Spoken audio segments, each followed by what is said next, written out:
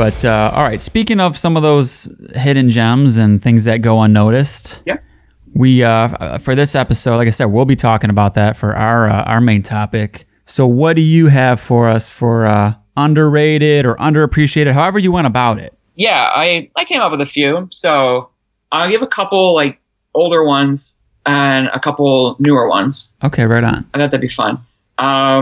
Again, I feel like so the first one was this band called Insanity, which is not a great name. How do you spell that? Insanity. Yeah, no wonder it's unnoticed. So it's like Insanity, but with Satan in the middle, pretty much. Oh, okay, I got it. Satanity. And they had a record called Divine Decomposition. Came out on Unisound. I'm pretty sure it was like CD and maybe tape only. No LP, I don't think. Which is maybe why people haven't like gone after it. Yeah. Like if another band that used to be obscure that I feel like is not obscure anymore was the band Infester. Yes. Who are pretty like not, I don't want to say well known now, but like they got a proper like reissue and it's awesome. And you know, they were a band that was once obscure that is now not obscure. Like, yeah, they're one of those that I found out just from, like the internet, you know, you see it pop up and then you're like, holy shit. Yeah. I never heard of this before, but it's awesome. Yeah. Like I remember seeing them on like a list on a website when I was probably like 19 or 20 and listening to it at the time, I was like, yo, this sucks. And then I like came back to it later. I wasn't ready for something that extreme or that brutal, that strange. Yeah. And it grew to be like a really like a record I really like. Insanity just sound like them. Like it's that kind of like strange death metal. Then that's awesome. I can't wait to check that out. Yeah, it's really cool. And again, just I feel like it hasn't got its proper due. Probably because it hasn't gotten like a good reissue. It was never out on vinyl. No one's like bootlegged their shirts. Like all the things that turn an obscure band into a non-obscure band.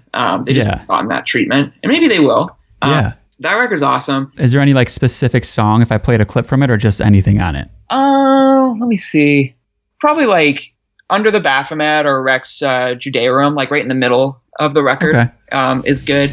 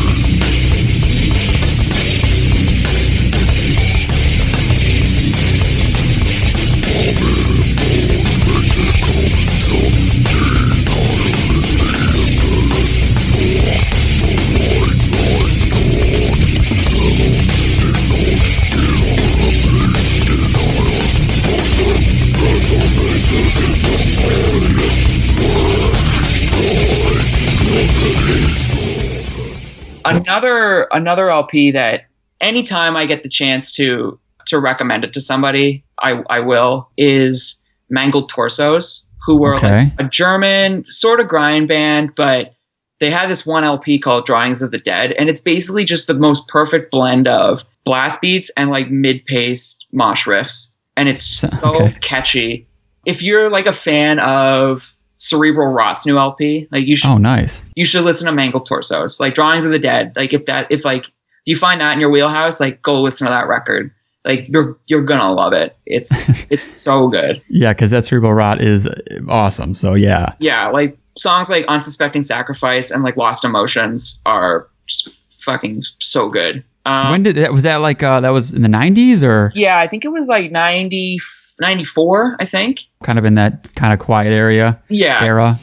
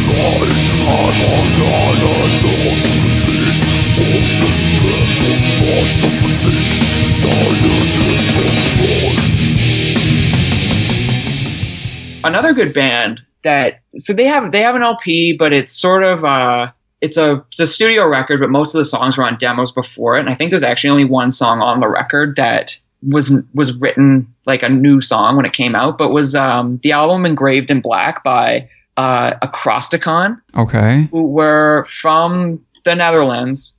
So they sound like some of their contemporaries. Like they have a little bit of like a Gorefest or like Asphyx vibe. Okay. Nice.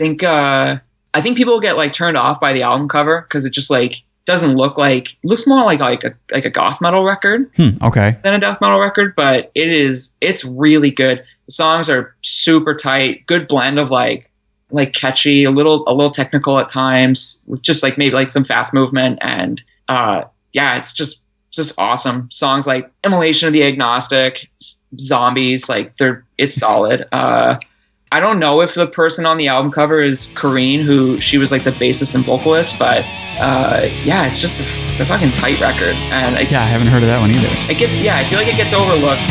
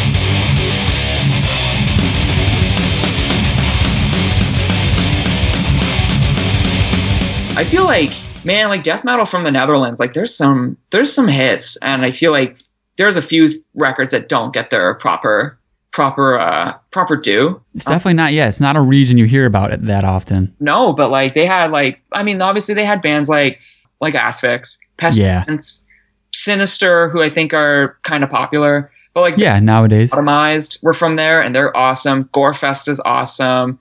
The band Burial, who had like one record, Relinquished Souls, is good. Thanatos, that like death thrash. Oh yeah, yep. From there, another cool band from there was Polluted Inheritance. Creep Mime. Yeah. So, anyways, like you could just do like a bunch of Netherlands death metal records. It's like underrated. Yeah. We'll shift gears a little bit. A record that came out, I think, in 2015. I want to say it was 2015. Let me just quickly fact check myself. So yeah, I don't sound totally stupid. Yeah, 2015. This band from Iran called Next Karnas. They put out an LP called Obscure Visions of Dark. It came out on, I think they first put it out. It came out on Bandcamp, and then this label called Nightbreaker Productions did a CD of it. Okay. And it's just like, it's very well recorded. I guess, for lack of a better way of putting it, they're a death metal band, but they're very fast. They've got riffs that sound like they're hard to play, good solos, but just like it's like just balls to the wall death metal. Okay.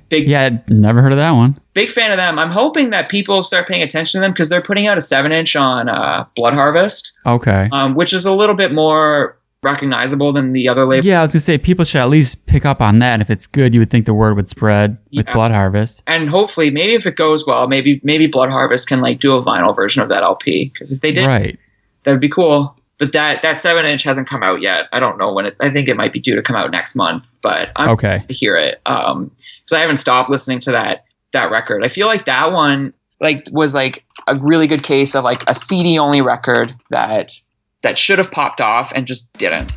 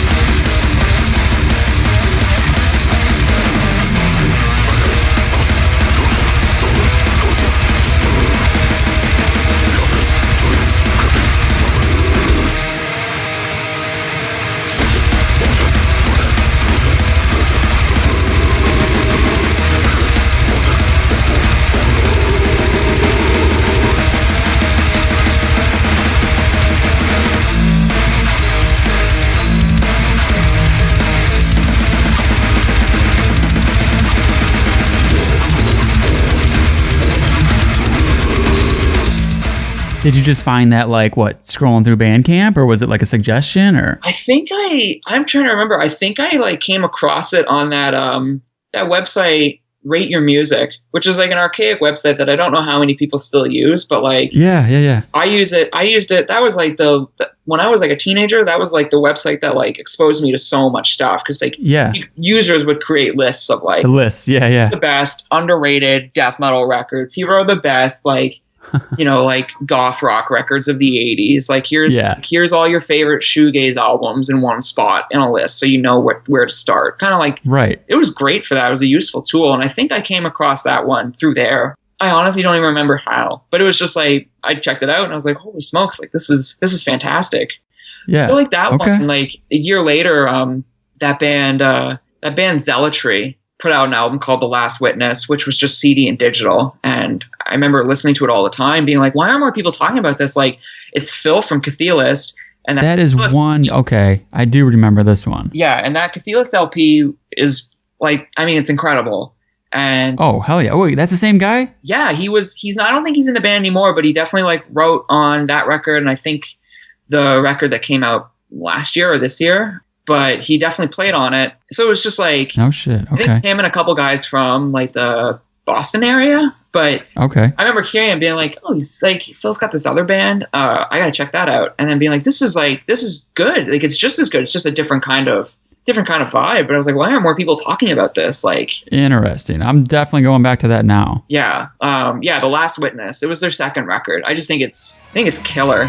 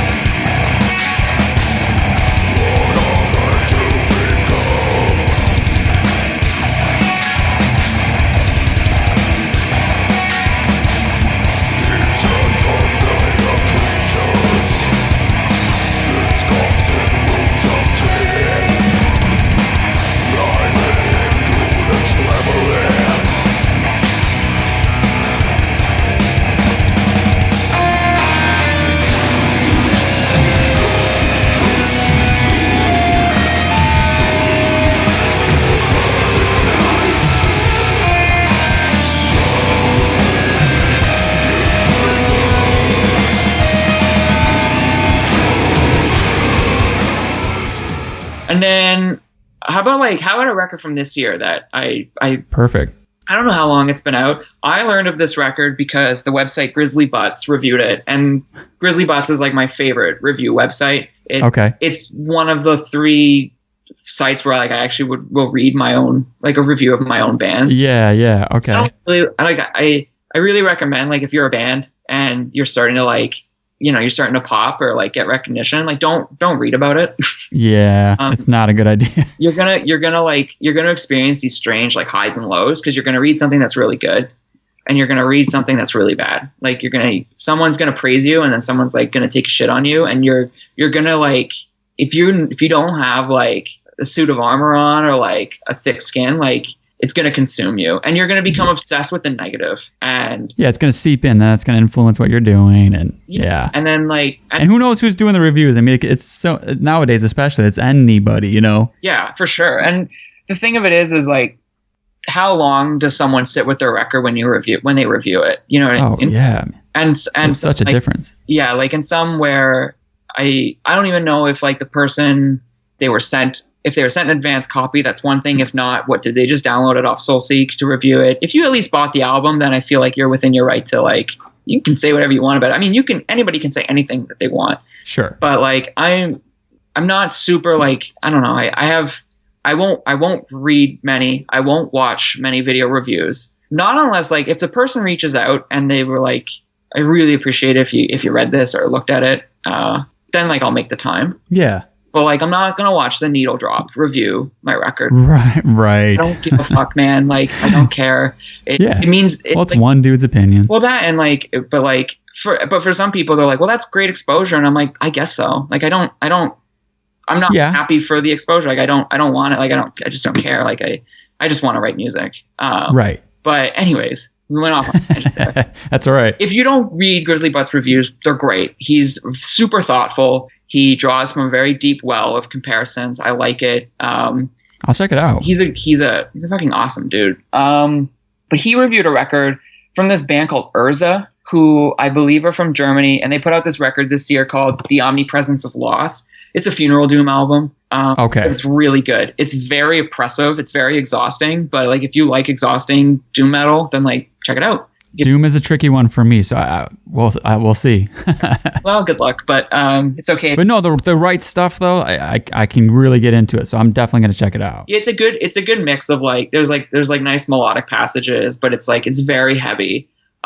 CD only right now, so yeah, probably like 80% of people who like funeral doom. Like, I mean, I don't know. I think funeral doom fans are aware of the reality that not everything is vinyl, but like your average like metal consumer might pass it by because they can't buy it on. Yeah. I would urge people to give it a chance. I think it's really good.